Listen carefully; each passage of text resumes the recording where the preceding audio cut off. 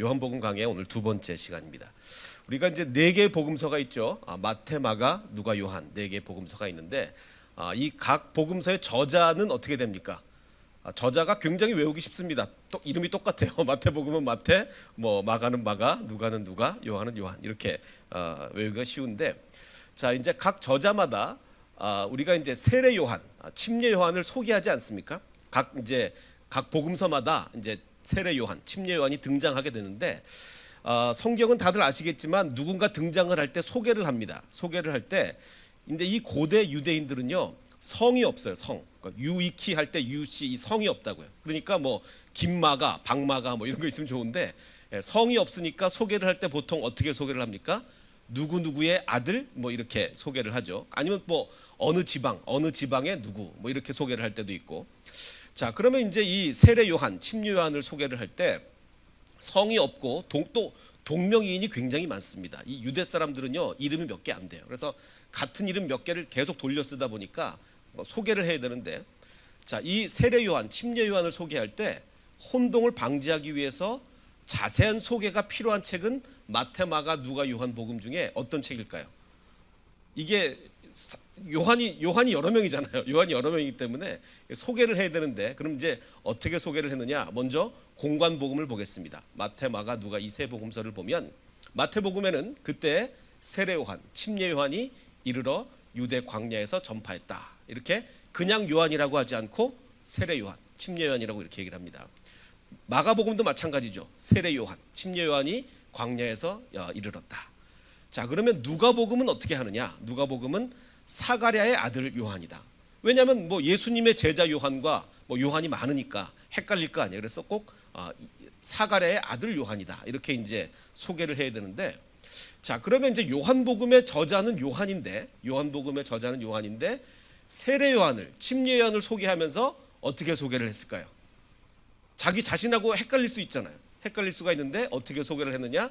그냥 요한이 그에 대하여 증언하여 외쳐 이르되. 아무 소개 없이 그냥 요한이라고 합니다. 아니, 어떻게 보면 오히려 가장 헷갈릴 수도 있는데, 지금 글을 쓰는 사람도 요한이요, 지금 세례, 침례를 주는 사람도 요한인데, 가장 헷갈릴 수도 있는데 그냥 요한이라고 이렇게 얘기를 했단 말이죠. 자, 그럼 그 이유는 뭐냐? 그 이유는 뭐냐면요, 다른 복음서에는 이 예수님의 제자 요한이 다 이름이 기록되어 있거든요. 근데 예수님의 제자 요한의 이름이 기록되지 않은 유일한 복음서가 있습니다. 어떤 복음서일까요? 이게 바로 요한복음이에요. 요한복음이 요한이 자기 이름을 안 썼어요. 그렇기 때문에 헷갈릴 염려가 오히려 없는 겁니다. 자, 그래서 요한복음에는 저자 자신 요한의 이름이 언급되어 있지 않기 때문에 오히려 헷갈릴 가능성이 없기에 그냥 요한이 이렇게 설명을 해도 되는 거죠. 자, 그러면 이 예수님의 제자 요한, 이 저자 요한은 자기 자신을 가리켜서 뭐라고 얘기했습니까? 요한이다 이렇게 안 쓰고 이렇게 썼어요. 예수께서 사랑하시는 그 제자. 이게 뭐 자랑인지 뭔지는 잘 모르겠는데, 꼭 자기를 일컬을 때 예수께서 사랑하시는 그 제자다 이렇게 얘기를 했습니다. 자, 그래서 어쨌든 혼란의 여지가 없으므로 세례 요한, 침례 요한을 그냥 요한으로만 소개를 했죠. 자, 그래서 이제 침례 요한이 이제 침례를 주고 있는데, 이제 종교 지도자들이 와서 물어봅니다. 당신이 도대체 뭐냐라고, 이제 당신의 정체가 뭐냐 이렇게 물어보게 되는데, 자, 두 가지 질문이 있습니다. 첫 번째, 유대인들이, 여기서 말하는 유대인은 그냥 일반 유대인이 아니라 최고위층 유대인들이 예루살렘에서 제사장들과 레위인들을 보냈습니다. 그럼 여기서 말하는 유대인, 최고위층 유대인은 누구를 가리키겠습니까? 산헤드린이라는 그 사두개인들로 주로 구성된 최고위층 유대인들이 제사장과 레위인들을 보내서 요한에게 물어보는 겁니다. 뭐라고 물어보느냐면, 넌 도대체 누구냐? 내가 누구냐를 이렇게 물어보고, 또 누가 물어보냐면 바리새인들이 보낸 자들이 요한에게 또 물어봅니다. 뭐라고 물어보냐면, 아니, 당신이 그리스도도 아니고 또 당신이 엘리야도 아니고 뭐 이 사람도 아니고 저 사람도 아니면 도대체 당신이 뭐길래 세례를, 침례를 주느냐? 이렇게 이제 두 가지 질문을 한 거죠. 오늘은 이 질문에 대해서 좀 살펴보겠습니다. 자, 요한이 누군지, 또 예수 그리스도가 누군지 이 종교 지도자들은요 끝까지 몰랐어요. 예수가 바로 그리스도구나. 이 요한은 그 그리스도를 전하러 온 사람이구나. 이 중요한 사실을 이 종교 지도자들은 끝까지 몰랐단 말이죠. 그럼 종교 지도자들이 누구냐? 사두개인도 몰랐고 바리새인들도 끝까지 몰랐습니다. 자, 그럼 이 사두개인과 바리새인이라는 이 사람들은 당대 최고의 지성인들이에요. 정말 공부도 제일 많이 했고 당대 정말 이 최고의 지성인들인 사두개인들과 바리새인들이 왜 그리스도를 몰랐을까? 왜 요한을 몰라봤을까? 그게 정말 중요한 문제입니다. 그들은 이렇게 지성이 있다고 하면서 왜 이렇게 어리석었을까? 자, 그런데 우리가 볼 땐 너무 어리석은데 과연 그러면 우리도 그들의 입장이었다면, 우리가 만약에 바리새인이었다면, 우리가 사두개인이었다면 예수님이 딱 왔을 때 아이고 예수님 이렇게 바로 알아봤을까? 그걸 이제 우리가 좀 생각을 해봐야 된다는 거죠. 이 두 명의 학자가 1972년에 실험을 해서 아주 재밌는 결과를 발표를 했습니다. 제가 알기로는 이 두 분이 다 유대인인 걸로 제가 알고 있는데 그건 인지심리학자들이에요. 어떤 실험을 했냐면 1972년에 닉슨 대통령이 중국을 방문합니다. 이때 당시만 해도 미국과 중국이 이제 정식으로 수교가 안 돼 있던 터라서 대통령이 방문을 하긴 했지만 과연 이 그 마오쩌둥을 만날 수나 있을지 그리고 이 방문이 성공적이 될지 아직 굉장히 의문스러운 상황이었어요. 자, 그래서 이제 방문하기 전에 자기 학생들한테 이제 설문지를 돌립니다. 학생들한테 니들은 이 방문이 성공적이 될 거라고 생각하냐? 과연 이 닉슨이 마오쩌둥을 만날 수는 회담을 가질 수는 있을 거라고 생각하냐? 어떻게 예상을 하냐? 이렇게 이제 설문을 돌렸습니다. 그리고 이제 방문을 마쳤어요. 근데 다행히도 굉장히 성과가 좋았습니다. 그래서 닉슨이 마오쩌둥도 만나고 제가 기억하기로는 그 상하이 선언서인가 그런 것도 이제 발표가 되고 굉장히 성과가 좋았어요. 자, 이제 성과가 다 발표되고 난 후에 다시 학생들한테 물었습니다. 당신은 이 회담이 성공할지, 또 여러 개 중에 또 실패한 것도 있겠죠. 그 실패할지 그 가능성을 제대로 맞게 예상을 했었나라고 다시 물었습니다. 회담 결과가 다 발표된 후에 자 다시 물었더니 굉장히 이상한 결과가 나왔어요. 엉뚱한. 자, 여러 가지 예상 가능한 중에 성공한 일이 있었죠. 그 정상회담이 과연 있을 수 있을까? 근데 정상회담 했단 말이에요. 선언서가 나올 수 있을까? 선언서 나왔단 말이에요. 자, 이 성공한 일에 대해서는 처음에 실패할 거라고 예측했던 학생조차 나중에 성공하고 나니까 맞아, 나 옛날에 그때 성공할 줄 알았어. 이렇게 얘기를 하는 거예요. 이렇게 성공할 줄 알았어. 또 실패한 일에 대해서는 처음에는 그거 성공할 거야라고 예측했던 학생들조차 나 그거 그저 처음부터 그건 안 될 줄 알았어. 요거는 안 될 줄 알았어. 이렇게 대답을 했다는 거예요. 그래서 이거를 이 사람들이 뭐라고 이제 이름을 붙였냐면 그 hindsight bias. 그 behind가 뒤란 얘기죠. hindsight bias. 이거를 번역하면 사후 판단 편향. 선견지명이 아닌 후견지명이라고 합니다. 이게 무슨 얘기냐면 지나고 나면 그래 나 다 그럴 줄 알았어. 당연히 그 정도는 우리가 예측할 수 있지. 지나고 나면 그런 얘기 누가 못합니까? 처음부터 해야죠. 지나고 나면 다 그럴 줄 안다는 거예요. 이거를 또 재밌는 말로 이렇게도 다른 말로 이렇게 표현을 하는데 knew it all along effect. 이걸 한국말로 번역하면 내 그럴 줄 알았어 효과. 이렇게 이제 번역을 합니다. 자, 이게 무슨 얘기냐? 우리는요 예수 그리스도가 이 인류의 역사를 어마어마하게 바꿔놓은 걸 우리는 다 알아요. 전 세계 최대 종교고 정말 이 기독교가 이 세상을 지배하고 바꿔놓지 않았습니까? 우리는 그걸 다 안다고요. 2000년이 지난 우리는. 자, 그러기에 이 유대 땅에 오신 이 예수가 정말 그리스도일까요? 우리한테 물어보면 우리는 후견지명이 있어요. 내가 그럴 줄 알았어. 이분이 그리스도일 줄 알았어. 당연히 이분은 그리스도지. 우리는 그렇게 안단 말이에요. 우리는 후견지명 효과로. 자, 그런데 과연 그 당시에 같은 동시대를 살아갔던 이 사두개인들과 바리새인들은 우리가 그 입장이었다면 그때 당시 정말 예수 그리스도를 정말 메시아로 받아들일 수 있었는가? 이건 굉장히 다른 문제예요.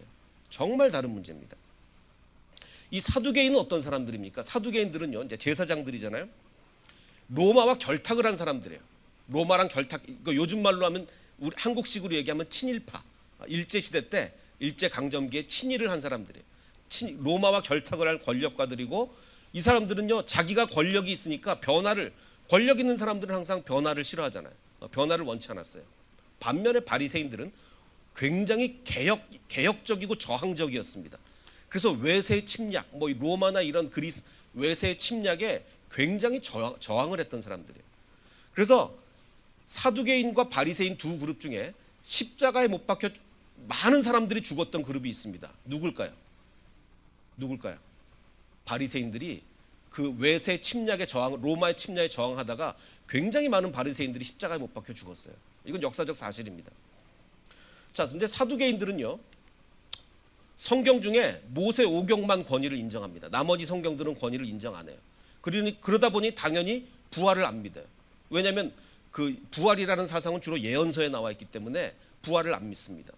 반면에 바리새인은 모세 오경도 인정하고 그 뒤에 예언서들 다 인정하고 심지어는 구전까지 랍비들의 가르침까지 다 인정을 하죠. 그래서 부활을 믿습니다. 자, 근데 이 사두개인들은요, 그러면 사두개인들은요, 뭐 진보냐 보수냐 이 둘로 구별을 한다면 위에 사두개인들은 진보겠습니까? 보수겠습니까? 보수죠. 자, 보수는 보수인데 수구로 전락한 보수예요.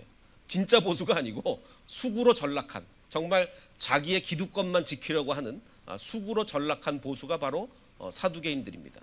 반면에 바리새인들은 진보는 진보인데 교만한 세력으로 전락한 진보. 정말 자기네들만 최고인 줄 알고 다른 사람들 맨날 비판하고 이런 교만한 세력으로 전락한 진보가 되는 것입니다. 근데 이 두 세력이 전부 다 지금 예수님을 그리스도로 인정을 안 하는 거예요. 왜 그러냐? 자, 최고위층 종교 지도자였던 사두개인들은 과연 성경에 보면 그리스도가 이제 구세주가 온다고 그러는데 그리스도를 기다렸을까요? 안 기다렸을까요? 사두개인들은 어떻게 생각하십니까? 이 도스토옙스키 이 소설을 많이 여러분 읽어보시죠. 저는 이제 소설 별로 안 좋아해서 별로 많이 안 읽어봤는데 그 카라마조프가의 형제들이라는 유명한 소설이 있지 않습니까? 저도 원래 소설을 안 좋아해서 안 읽고 있다가 이 책의 어떤 부분을 꼭 좀 누가 읽어보라고 그래서 제가 읽어봤습니다. 이 소설 중에 소설 속에 또 소설이 나와요. 소설의 어떤 등장인물이 내가 소설을 하나 썼는데 말이야 이러면서 이제 소설 중에 소설이 나오는데 그중에 이제 대심판자의 그 소설 속의 소설 제목이 대심판자입니다. 그 소설의 내용이 이렇습니다. 배경은 이제 16세기 이제 스페인인데 예수님이 인간들을 너무 사랑하셔서 한 번 더 세상에 내려오신 거예요. 한 번 더. 2000년 전에 오셨다가 내가 한 번 더 내려가야 됐다. 소설입니다. 더 내려오셨어요. 내려오셨는데 이거 믿으시면 이단이 되고 자 이제 소설인데 다시 이제 내려오셨는데 언제 내려오셨느냐? 그때 당시에 대심판자였던 추기경이 이교도들을 막 처형을 시킨 거예요. 그 당시에 뭐 이 추기경의 이 권력은 대단하지 않습니까? 그래서 뭐 예수를 안 믿는다고 이교도들을 막 처형을 했는데 그때 이제 예수님이 스페인에 다시 오신 거예요. 자, 오시니까 이제 이 백성들은 예수님을 알아봤어요. 그래서 사람들은 성육신한 그 그리스도를 알아보기 시작했고 예수님은 병을 고쳐주시고 뭐 죽은 아이를 살리시고 이렇게 정말 복음서 같은 이 사역을 막 하신 거예요. 그것을 이제 지나가다 누가 발견을 하게 됐느냐? 이 대심판자인 추기경이 그 예수님을 발견하고 체포를 합니다. 붙잡아요. 감옥에 가둡니다. 자, 그리고서 이제 그 감옥에 이 추기경이 혼자 찾아와서 예수님께 묻습니다. 뭐라고 묻냐면 당신이 예수요? 이렇게 묻습니다. 마치 뭐처럼 지금 사두개인들이 제사장과 레위인들을 보내서 요한에게 뭐라고 묻는 거예요? 네가 누구냐? 네가 예수냐? 네가 그리스도냐? 네가 메시아냐? 이렇게 묻는 거예요. 자, 그래서 다시 이 소설을 보면 추기경이 당신이 예수요? 라고 물은 다음에 예수님이 대답하지 않아도 좋소. 당신이 진짜 예수든 아니든 나는 당신을 내일 이교도로서 화형에 처할 거예요. 왜 그렇겠습니까? 왜? 그 이유가 뭐냐면 우리는 오랫동안 이 종교 일을 당신의 이름으로 우리가 지금 추기경도 하고 당신의 이름으로 우리가 지금 잘 먹고 잘 살고 있다. 그런데 새삼스럽게 우리들로부터 이 권리를 지금 당신이 온다는 얘기는 그러면 이제 종교 지도자가 자기가 아니라 예수가 되는 거니까 내 권리를 이제 다 뺏긴다는 얘기인데 새삼스럽게 우리들로부터 이 권리를 빼앗을 수 없어. 지금은 당신이 나설 때가 아니요. 라고 하면서 감옥 문을 열어주고서 마지막으로 하는 얘기가 가시오. 다시는 오지 마시오. 절대로. 이렇게 얘기를 합니다. 이게 추기경이 예수님께 한 얘기예요. 소설에 나오는 얘기긴 하지만 굉장히 좀 의미심장하다고 봅니다. 지금 사두개인들은요. 사두개인들은 메시아가 만약에 다시 온다면 자기의 기득권을 이 사두개인들은 뺏기는 거예요. 그럼 메시아가 오기를 바라겠습니까? 안 바라겠습니까? 바라질 않아요. 그래서 당신은 누구냐? 당신이 메시아냐? 라고 물어볼 때는 메시아이기를 바라면서 물어봅니까? 메시아가 아니길 바라면서 물어보는 겁니까? 아니길 바라면서 물어보는 거예요. 그래서 유대인들이 보낸 이 사람들이, 제사장들과 레위인들이 요한에게 묻습니다. 네가 누구냐? 메시아냐? 라고 물을 때 요한이 이렇게 대답하죠. 나는 그리스도가 아니다. 처음에 이제 그리스도가 아니라고 그럴 때 이 사람들은 휴 했겠죠. 아이고 그리스도가 아니구나, 다행이구나 라고 한 다음에, 자 그런데 성경에 보면 그리스도가 오기 전에 오리라고 예언된 선지자들이 있죠. 어떤 사람들이 있습니까? 말라기에 예언되어 있기를, 보라 여호와의 크고 두려운 날이 이르기 전에 내가 선지자 엘리야를 너희에게 보내겠다. 그 메시아가 오기 전에 엘리야를 내가 너희에게 보내겠다라고 하니까, 지금 이 요한이라는 사람이 메시아는 아니더라도 만약에 엘리야면 곧바로 또 메시아가 온다는 얘기잖아요. 그러니까 또 이제 불안해지는 거죠. 또 신명기에도 보면 모세가 이렇게 얘기합니다. 너희 형제 중에서 너를 위하여 나와 같은 선지자 하나를 일으킬 것이다. 이렇게 지금 두 가지 예언이 되어 있기 때문에 이 사두개인들은 여전히 불안한 거예요. 그래서 또 묻습니다. 그리스도가 아니라는 요한에게 계속 물어요. 뭐라고 묻냐면, 그러면 네가 엘리야냐? 그러니까 이 침례 요한이 나는 엘리야도 아니다. 그러면 네가 그 선지자, 모세가 얘기했던 그 선지자냐? 나는 그 선지자도 아니다. 다행히 다 아니라는 거예요. 자, 근데 여기서 우리가 잘 알듯이 예수님은 이 요한에게 엘리야라고 했습니까? 아닙니까? 예수님은 이 요한이 엘리야라 그랬어요. 근데 지금 요한 자신은 뭐라 그럽니까? 나는 엘리야가 아니라 그래요. 그 이유는 나중에 조금 이따 말씀을 드리고. 자, 그러자 이제 이 사람들이 궁금해집니다. 아니 뭐 그리스도도 아니라 그러죠. 엘리야도 아니라 그러죠. 그 선지자도 아니라 그러죠. 그래서 그러면 말해라. 누구냐 너는? 우리를 보낸 이들이 누구예요? 사두개인. 우리는 그 최고위층 이 산헤드린의 사두개인들한테 보고서를 작성해야 된다. 네가 누군지. 그러니까 너는 도대체 누구냐? 이렇게 묻습니다. 그러자 이제 요한이 뭐라고 얘기를 하냐면, 나는 선지자 이사야의 말과 같이, 이사야서에 써 있는데 뭐라고 되어 있냐면, 주의 길을 곧게 하라고 광야에서 외치는 자의 소리다. 이렇게 이제 대답합니다. 나는 광야에서 외치는 자의 소리다. 자, 이게 이제 오늘 말씀의 핵심인데, 자 그러면 이 광야에서 외치는 자의 소리라는 이 말은 도대체 어떤 의미를 가지고 있는가? 제가 보기를 세 가지 드리겠습니다. 이 세 개 중에 어떤 건지를 한번 맞춰보시기 바랍니다. 첫 번째, 이건 시적인 표현이다. 광야에서 외치는 자의 소리. 이걸 뭐 시로 하면 예를 들면 어떤 거죠? 글쎄 내가 누구냐고 뭐 한 줄기 바람 같은 소리라고나 할까? 뭐 이런 좀 멋있는 이제 시적인 표현이다. 자, 과연 그럼 첫 번째 시적인 표현이냐? 소리라는 게. 두 번째, 겸손의 표현이냐? 나는 그냥 내가 나는 아무것도 아니고 난 그냥 소리다. 나는 이런 아주 겸손의 표현이냐? 아니면 세 번째, 자신의 선포가 나의 지금 이 선포는 정말 권위 있는 선포다. 권위를 강조하는 거냐? 그래서 나의 외침은 권위 있는 엄중한 선포다. 자, 1, 2, 3번 중에 어떤 건 것 같습니까? 예, 한번 보겠습니다. 자, 지금 이 외치는 자의 소리라는 이 표현이 어느 성경에 어디에 나온다고요? 이사야서에 나옵니다. 이사야서 40장에 나오는데, 이사야서 39장까지는 심판이 선포되고 있죠. 선포. 하나님이 너희를 정말 가만두지 않을 거다. 엄중한 심판이 있을 거다라고 한 뒤에 40장부터는 이사야서가 이제 분위기가 바뀌어서 하나님이 위로와 구원을 얘기해 주십니다. 위로와 구원을 얘기해 주시는데, 너희는 위로하여라. 지금 이제 이 상황은 무슨 상황이냐면, 나중에 너희가 바벨론의 포로로 끌려갈 건데 그 포로 70년을 마치고 다시 돌아올 거다.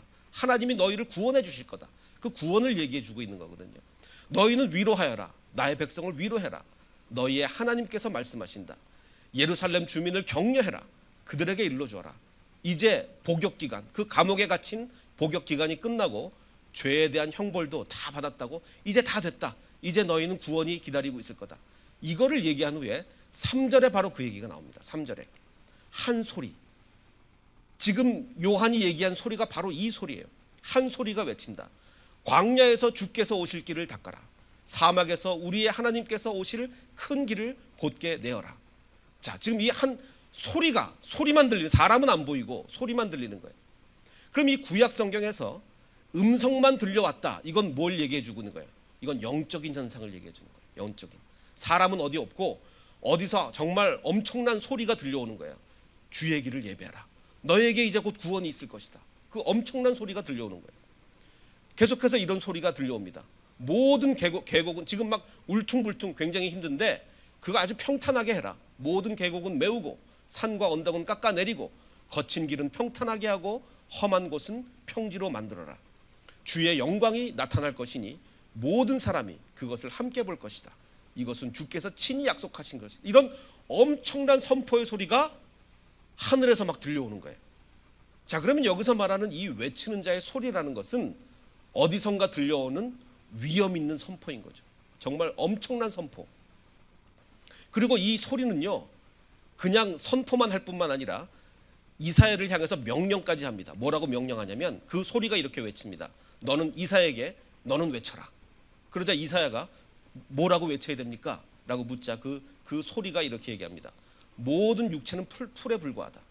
그의 모든 아름다움은 들의 꽃과 같을 뿐이다. 풀은 마르고 꽃은 시드나 우리 하나님의 말씀은 영원히 서 있다는 것을 이사야 너는 외쳐라. 이렇게 명령까지 하는 거예요, 이사야에게. 자, 그러면 우리가 잘 알고 있는 이 이사야 40장의 외치는 자의 소리라는 것은 백성들과 이사야에게 명령까지 할 정도로 하나님의 구원의 시작을 알리는 위험 있는 천상의 어마어마한 소리인 거예요. 엄청난 위험의 소리, 엄청난 권위의 소리. 이게 바로 이사야서 40장이 말하는 소리인 거죠. 자, 그러면 이 사두개인들이 요한에게 너 누구냐 도대체? 너 그리스도도 아니고 엘리야도 아니고 뭐 다 아니라면 넌 누구냐? 라고 할 때 나는 광야에서 외치는 자의 소리다 라고 얘기할 때 나는 그냥 아무것도 아니고 난 그냥 소리야. 나는 아무것도, 이 얘기가 아니죠. 지금 문맥이 그렇게 되면 안 되는 거예요. 왜? 지금 내가 외치는 것은 그저 아무것도 아닌 게 아니라 엄청난 하나님의 구원을 선포하는 거다. 지금 그 얘기를 해야 되는 거거든요. 그래서 이것은 요한의 겸손을 얘기하는 것이 아니라 요한을 지금 인정하지 않으려는, 너 뭐 아무것도 아니네, 그 요한을 인정하지 않으려는 사두개인들에게 내가 지금 말하는 이 선포의 내용은 이사야서에서 선포되고 있는 그 권위의 말씀이다. 권위를 강조하는 거예요. 권위, 말씀의 권위. 이건 겸손을 얘기하는 게 아닙니다. 마치 모처럼 우리 사도 바울을 보면요, 사도 바울은 제가 여러 번 말씀드렸죠. 편지마다 1장 1절에 뭐라고 써요? 사도 바울이 나 사도된 바울, 나 사도거든. 왜 편지마다 사도라고 썼다고 그랬죠? 지금 내가 하는 이 말이 하나님이 말씀하시는 권위의 말씀이라는 것을 얘기하기 위해서, 그러기 위해서는 자기가 사도임을 밝혀야 되는 거 아니야. 나 사도된 바울이다. 내가 사도로서 이걸 쓰겠다. 이렇게 얘기하는 거예요. 똑같은 얘기예요. 여기서 말하는 사도가 겸손하기 위해서 나 사도라고 얘기하는 거 아니잖아요. 마찬가지로 이 침례 요한도 겸손하기 위해서 난 소리밖에 안 돼, 그걸 얘기하는 게 아니라 지금 내가 전하는 이 말씀은 이사야서 40장에 나왔던 그 엄청난 권위의 말씀, 그 광야에서 외치는 자의 소리다. 나는 그 구원을 선포하러 왔다. 지금 그 얘기를 하고 있는 겁니다. 오히려 우리가 요한의 겸손을 얘기하기 위해서는, 물론 이 요한은 엄청나게 겸손한 사람이었어요.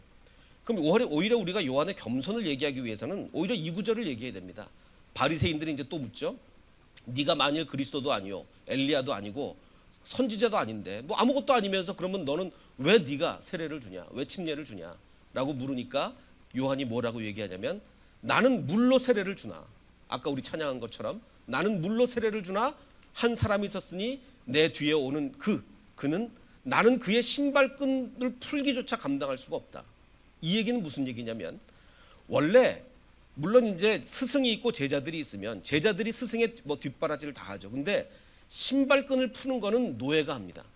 제자들이 하는 게 아니고 신발끈을 푸는 거는 노예들이 하는데, 나는 노예가 하는 일조차 감당할 수 없는 그런 예수님에 비하면 나는 정말 아무것도 아니다.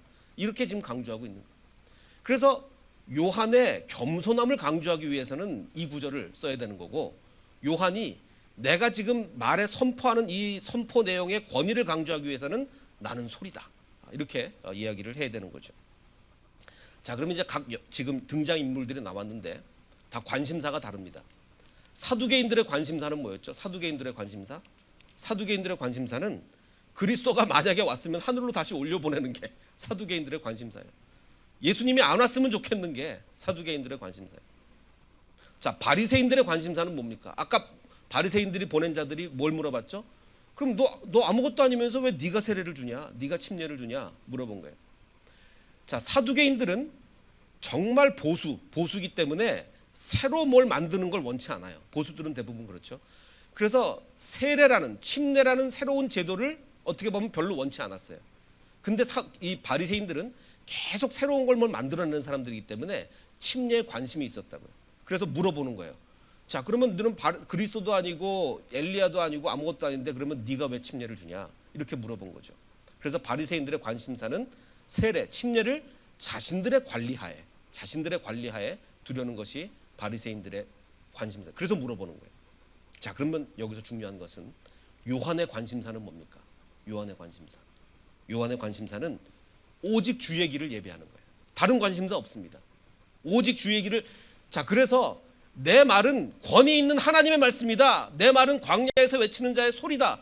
라고 얘기한 것도, 그 이유도 주의 길을 예배하기 위해서 자기의 권위를 내세운 거고, 겸손해질 때도 주의 길을 예배하기 위해서 겸손해진 거예요.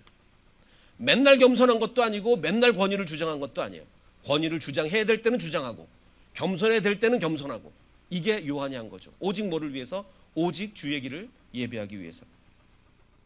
요한은 심지어는요, 자, 아까 제가 말씀드렸듯이 예수님은 말씀하셨습니다. 요한, 그가 바로 엘리야다. 근데 지금 요한은 뭐라 그래요? 나 엘리야가 아니다. 왜 그랬을까요? 자, 분명히 성경에 엘리야가 다시 온다 그랬단 말이에요. 지금 요한은 웬만한 사람이라면 지금 보니까 자기가 어마어마한 사람인 거예요. 사람들이 구름대처럼 자기한테 몰려듭니다. 서로 이 침례를 달라고 막 구름대처럼 몰려들어요. 막 너도 나도 어마어마한 인물로 지금 추앙하고 있습니다. 그러면 웬만한 사람이라면, 그리고 이제 자기가 그리스도의 길을 예배해야 된다는 걸 자기가 알아요. 다 계시도 받았어요. 성령이 비둘기처럼 임하면 바로 그가 메시아다라는 그 모든 계시를 다 받았습니다. 이 정도 되면 웬만한 사람이면 내가 엘리야구나. 내가 엘리야구나. 웬만한 사람이면 다 그렇게 생각할 겁니다. 자, 그런데 왜 요한은 자기가 엘리야라고 생각하지 않았을까요? 요한은 자기가 엘리야냐 아니냐에 관심이 없었던 거예요. 자기가 엘리야냐 아니냐에 관심이 있었던 게 아니라 오직 뭐에 관심이 있었습니까? 오직 자기가 맡은 사명, 주의 길을 예배하는 것, 주의 길을 예배하는 그 사명에만 관심이 있었지, 자기가 엘리야냐 아니냐에 관심이 없었던 거예요. 그러니까 나는 나 엘리야 아니다. 나는 관심 없다. 이렇게 얘기를 한 거죠.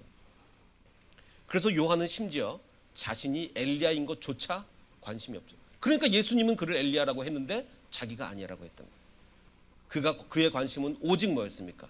오로지 자기에게 맡겨진 사명에 충실했던 겁니다. 우리 모든 헷세드 교인들은 바로 이런 사람이 되기를 원합니다. 내가 누구지? 내가 엘리야냐 아니냐? 이걸 생각하는 게 아니라 하나님이 나한테 맡겨주신 사명이 뭐지? 내가 뭘 해야지? 주님은 내가 지금 뭘 하길 원하시고 계시지? 여기에만 집중하는, 나에게 맡겨진 사명에 집중하는 저와 여러분이 되시기를 주님의 이름으로 축원합니다.